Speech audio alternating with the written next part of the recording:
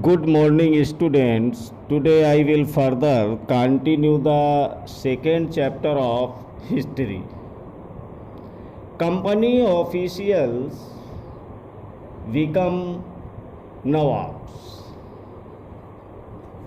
Company के अफसर नवाब बन बैठे। What did it mean to be नवाब्स? नवाब बनने का क्या मतलब था? It meant of course that the company acquired more power and authority. इसका एक मतलब तो यही था कि कंपनी के पास अब सत्ता और ताकत थी। But it also mean something else. लेकिन इसके कुछ और फायदे भी थे। Each company servant began to have visions of living like nawabs. Company का हर कर्मचारी नवाबों की तरह जीने के ख्वाब देखने लगा था। After the battle of Plassey, the actual Nawabs of Bengal were forced to give land and vast sums of money as personal gifts to company officials. Plassey के युद्ध के बाद बंगाल के असली नवाबों को इस बात के लिए बाध्य कर दिया गया कि वे कंपनी के अफसरों को निजी तोहफे के तौर पर जमीन और बहुत सारा पैसा दें।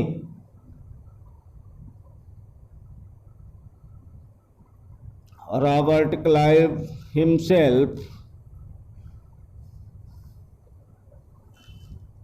amassed a fortune in India। खुद रॉबर्ट क्लाइव ने ही भारत में बेहिसाब दौलत जमा कर ली थी। He had come to Madras, now Chennai, from England in 1743 at the age of 18।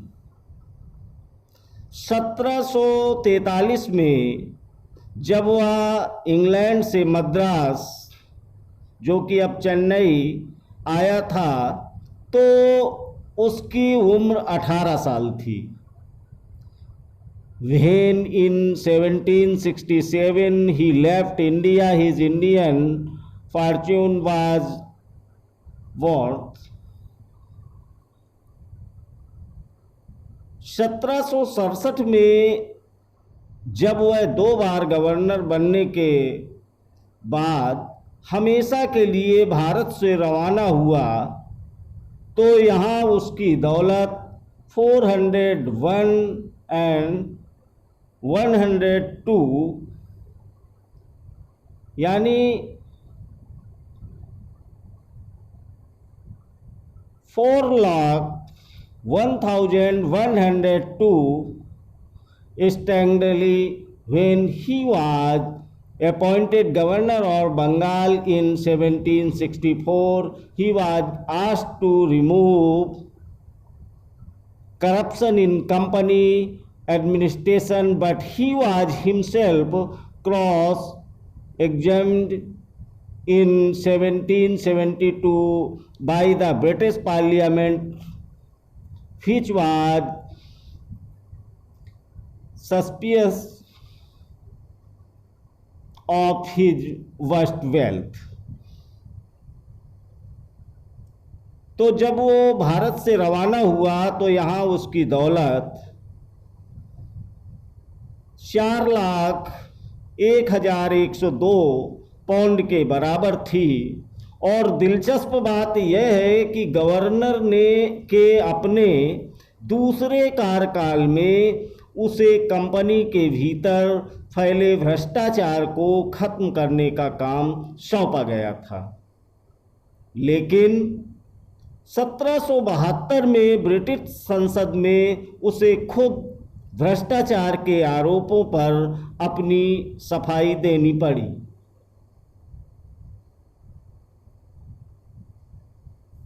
Although he was acquitted, he committed suicide in 1774। सरकार को उसकी अकूत संपत्ति के स्रोत संदेहास्पद लग रहे थे। उसे भ्रष्टाचार आरोपों से बरी तो कर दिया गया, लेकिन 1774 में उसने अपनी आत्महत्या कर ली। However, not all company officials succeeded in making money like Clive। Company के सभी अफसर क्लाइव की तरह दौलत इकट्ठा नहीं कर पाए। Many died an early death in India due to disease and war, and it would not be right to regard all of them as corrupt and dishonest। बहुत सारी बीमारियों और लड़ाई के कारण कम उम्र में ही मौत का निवाला बन गए। इसके अलावा उन सभी को भ्रष्ट और बेईमान मानना भी सही नहीं होगा। Many of them come from humble backgrounds and their uppermost desire was to earn enough in India। उनमें से बहुत सारे अफसर साधारण परिवारों से आए थे। उनकी सबसे बड़ी इच्छा बस यही थी कि वे भारत में ठीक ठाक पैसा कमाएं और ब्रिटेन लौटकर आराम की ज़िंदगी बसर करें। Return to Britain and lead a comfortable life। Those who managed to return with wealth led flashy lives and fluented their riches।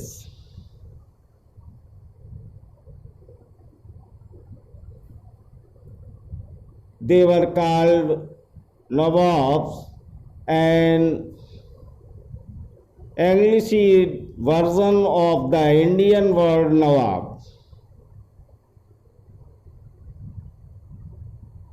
उन्हें वहाँ के लोग नवाब कहते थे। यह भारतीय शब्द नवाब का ही अंग्रेजी संस्करण बन गया था। They were often seen as upstarts and social climbers in British society and were ridiculed or made fun of in plays and cartoons। उन्हें लोग अक्सर नए अमीरों और सामाजिक हैसियत में रातों रात ऊपर आने वाले लोगों के रूप में देखते थे। नाटकों और कार्टूनों में उनका मजाक उड़ाया जाता था। Company rule expand. कंपनी का फैलता शासन। If you analyse the process of annexation of Indian states by the East India Company from 1757 to 1857। यदि हम 1757 से 1857 के बीच ईस्ट इंडिया कंपनी के द्वारा भारतीय राज्यों पर कब्जे की प्रक्रिया को देखें, सर्टेन की एक्सेप्ट इमर्ज, तो कुछ महत्वपूर्ण बातें सामने आती हैं। The company rarely launches a direct military attack on an unknown territory. किसी अनजान इलाके में कंपनी ने सीधे सैनिक हमला प्रायः नहीं किया। Instead, it used a variety of political, economic, and diplomatic methods to extend its influence before annexing an Indian kingdom. उसने किसी भी भारतीय रियासत का अधिग्रहण करने से पहले विभिन्न राजनीतिक, आर्थिक और साधनों का इस्तेमाल किया। Battle of Buxar 1764 the company appointed resident in Indian states. Buxar की लड़ाई जो कि 1764 में हुई, उसके बाद कंपनी ने भारतीय रियासतों में रेजिडेंट तैनात कर दिए। दे वर पॉलिटिकल और commercial agents and their job was to serve and further the interest of the company. ये कंपनी के राजनीतिक या व्यावसायिक प्रतिनिधि होते थे। उनका काम कंपनी के हितों की रक्षा करना और उन्हें आगे बढ़ाना था। तो the resident the company officials began interfering in the internal affairs of Indian states. Resident के माध्यम से कंपनी के अधिकारी भारतीय राज्यों के भीतरी मामलों में भी दखल देने लगे थे। They tried to decide who was to be the successor to the throne. अगला राजा कौन होगा, किस पद पर किसको बिठाया जाएगा, and who was to be appointed in administrative post. इस तरह की चीजें भी कंपनी के अफसर ही तय करना चाहते थे। Sometimes the company forced the states into a subsidiary alliance according to the terms of this alliance. कई बार कंपनी ने रियासतों पर सहायक संधि भी थोप दी।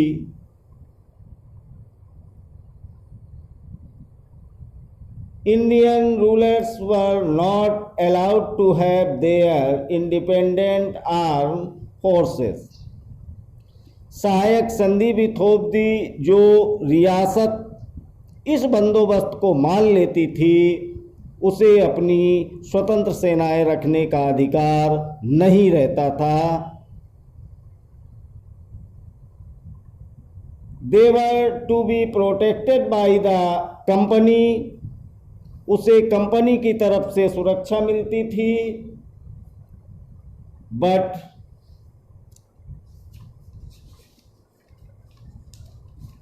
had to pay for the subsidiary forces. और सहायक सेना के रखरखाव के लिए कंपनी को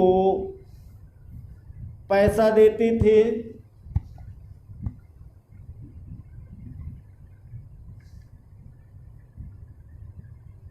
That the company was supposed to maintain for the purpose of this protection.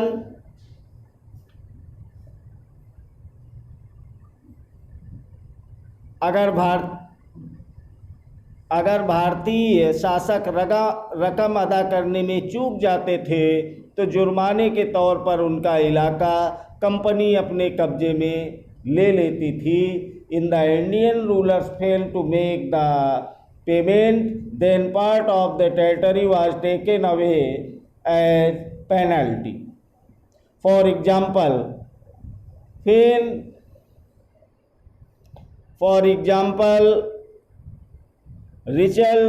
when Richard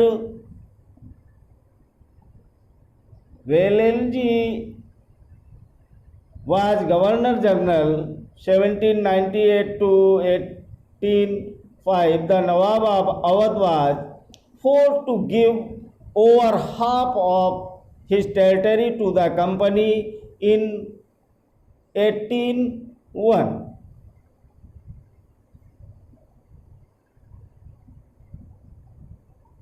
उदाहरण के लिए, जब रिचर्ड वेलेस्ली गवर्नर जनरल, जो कि 1798 से 1805 तक था, उस समय अवध के नवाब को सन 1801 में अपना आधा इलाका कंपनी को सौंपने के लिए मजबूर किया गया।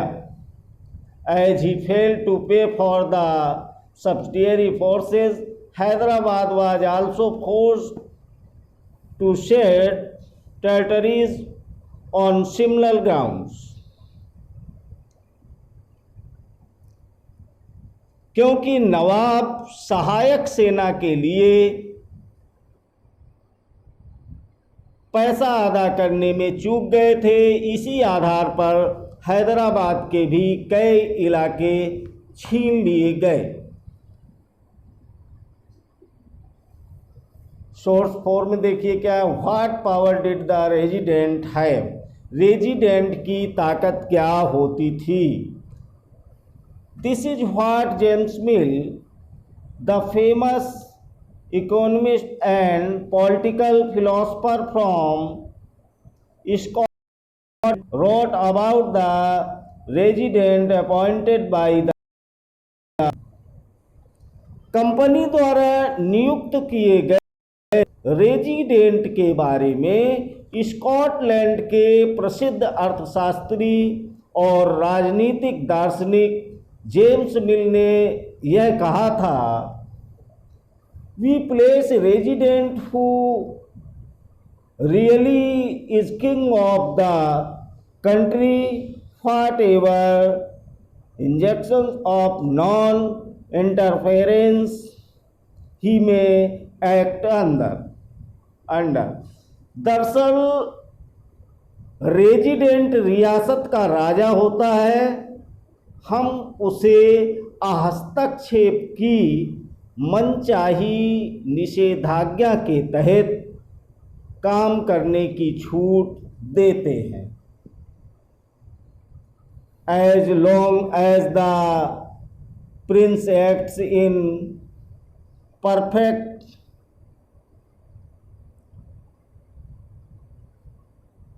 subservience and does what is agreeable to the resident, that it to the British government, things go on quietly, they are managed without the resident